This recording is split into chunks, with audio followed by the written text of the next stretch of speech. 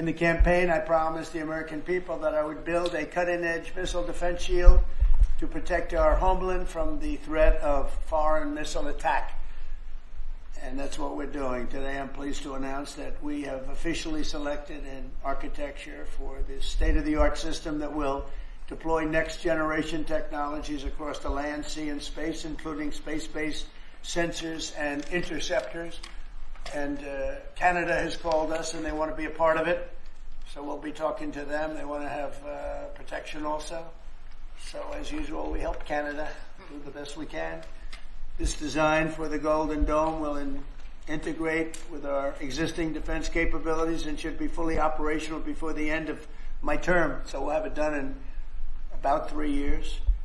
Once fully constructed, the Golden Dome will be capable of intercepting missiles even if they are launched from other sides of the world and even if they are launched from space.